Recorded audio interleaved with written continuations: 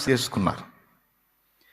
నిన్ను చూడక ఉండలేననే మాటలు విన్నావా, నీవు లేకపోతే బ్రతుకలేనని రాతలు చదివావా, ప్రేమంటేనే తెలియని మనుషుల గారడి చెల్లెమ్మ, ప్రేమ పేరుతో మోసపోతే అది ఆరడి బ్రతుకమ్మా, నీతి మాలిన మనుషుల ప్రేమలు నిజమనుకోకమ్మా, ఎండమావిలో ఎన్నడు దాహం తీరదే చెల్లెమ్మా, కళ్ళ ఎరుగని తెల్ల పావురమ పై పైకెగిరావా, కఠినమైన ఈ లోకపు పోకడ కానక ఉన్నావా. దేవునికి మహిమ. ఫ్యాన్లు ఆగిపోయినాయి నాయన.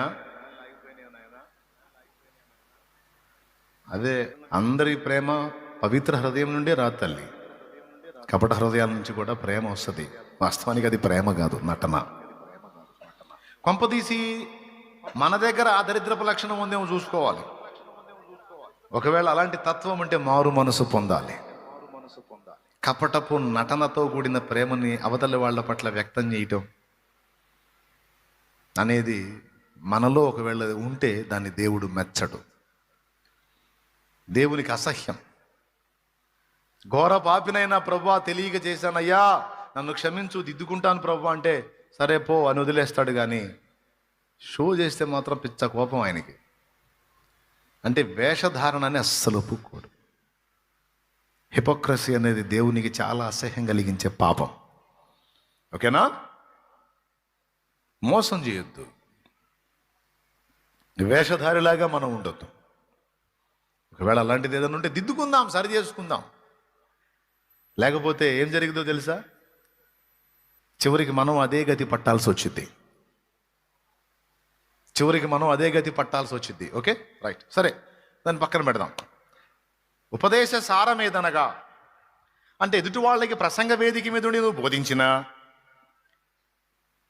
పక్కన కూర్చొని వారితో సంభాషించిన నీ నుండి వ్యక్తం అవ్వాల్సింది ప్రేమ.